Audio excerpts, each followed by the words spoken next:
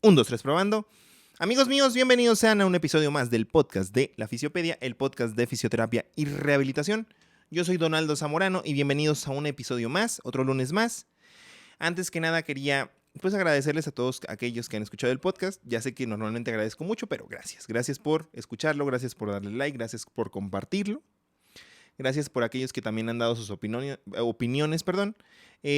La verdad enriquecen mucho el diálogo, enriquecen mucho la plática, enriquecen mucho el aportar ideas, ¿no? Y que puedan, como siempre lo digo y lo repetiré mucho, la intención de este podcast no es monopolizar el conocimiento. Yo no tengo la verdad absoluta. Puedo tener sesgos que me impidan razonar críticamente, aunque trato de evitarlos, pero puedo caer en ellos. Entonces, la finalidad de este podcast es hacerlo reflexivo y dialéctico, no solamente yo dar cosas y opiniones, porque pues, a veces solamente son opiniones, puedes pensar completamente lo contrario. Pero bueno, el día de hoy quería hablar de un tema que había estado pensando a raíz de un tweet que escribí. Antes que nada, para aquellos que no saben, yo en la página de Twitter, bueno, en mi perfil de Twitter de la Fisiopedia, tiendo a subir ciertas frases sobre las cuales estoy razonando o pensando, que yo le llamo estas frases de fast food porque son como frases muy rápidas y ni siquiera, a lo mejor si te pones a pensar sobre ellas puedas razonar pues lo que había detrás de esa idea, ¿no? Y quería aprovechar también los episodios para traer un poquito de esas frases, de las cosas que leo, de las cosas que analizo a veces o que yo mismo escribo, y tratar de sacarles un poquito más del por qué se escribieron o cuál es la razón de o el fundamento detrás de. Y la frase que escribí decía que las herramientas en fisioterapia están a nuestro servicio, no nosotros al servicio de ellas. ¿Y qué quiere decir esto? Bueno, para empezar, cuando me refiero a herramientas dentro de la fisioterapia, me refiero a todo tipo de herramientas que utilicemos para tratar al paciente. Llámese algún tipo de método, técnica, concepto, llámese terapia manual, llámese ejercicio, cualquiera de sus modalidades, cualquier tipo de ejercicio, agente físico, etcétera, etcétera. Cualquier herramienta que utilicemos para tratar a los pacientes. ¿Y por qué decía esto? Porque digo que están a nuestro servicio y no nosotros al servicio de ellas.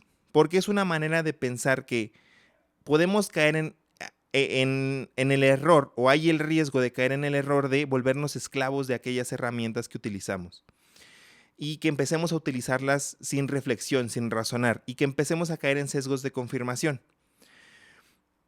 Muchas veces pasa que a lo mejor, voy a poner una situación hipotética, en la cual cierta técnica, supongamos que, no sé, la técnica Zamorano, ¿no? Yo me inventé mi técnica, supongamos que existe y que ya ha mostrado cierta evidencia, ¿no? No existe.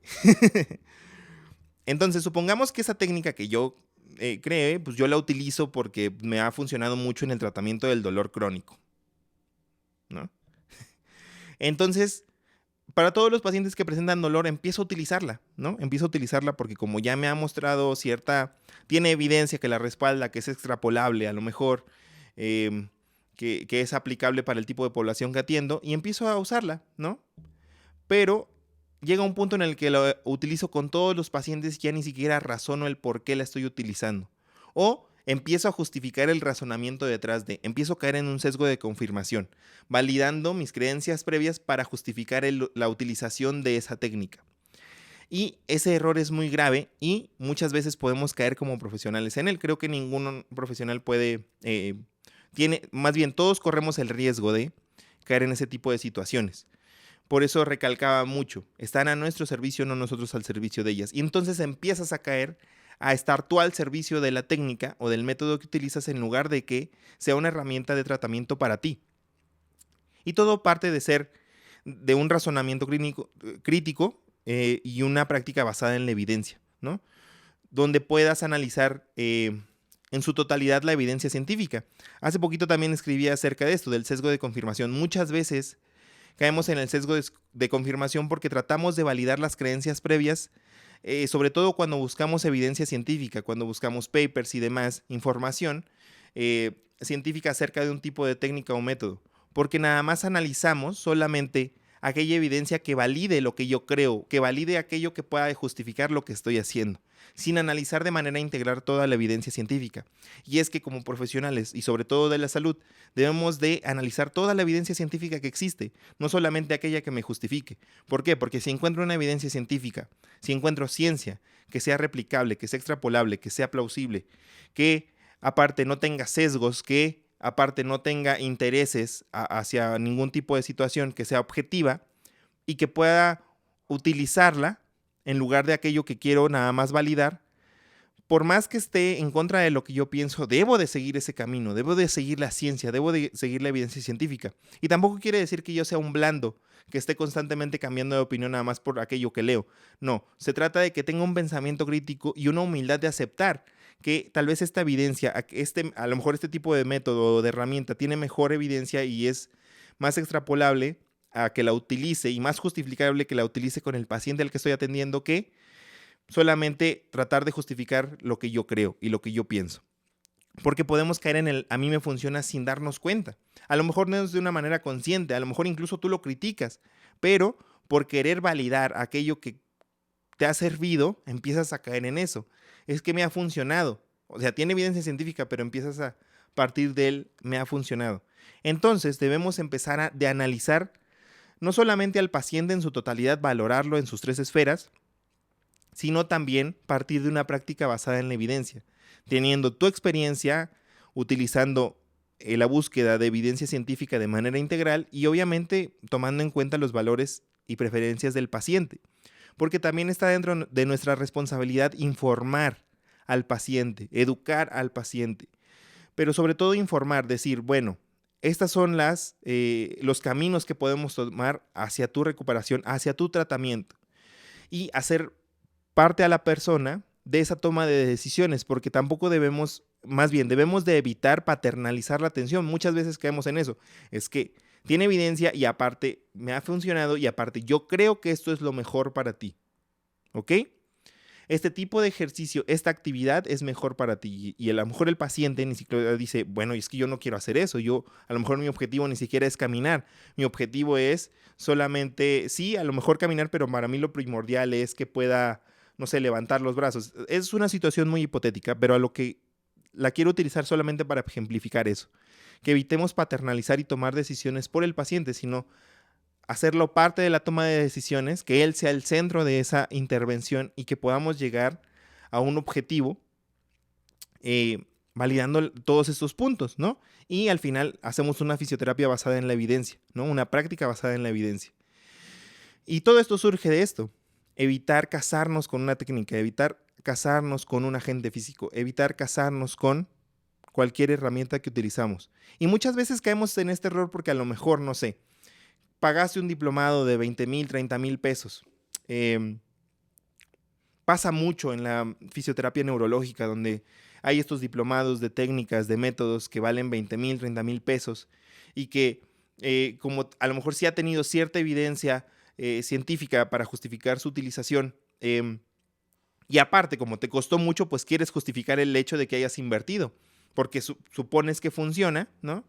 Y que entonces empiezas a replicarla. Y muchas veces caes en esta situación sin darte cuenta, ¿no? Muchas veces caes en esta situación sin darte cuenta de manera inconsciente y empiezas a caer en sesgos de confirmación, utilizándola ya sin razonar o solamente razonando de manera reduccionista, encontrando a lo mejor dentro del cuadro de la persona o de aquello que estás observando o valorando, una cosa muy mínima para justificar que la utilices. Y es no.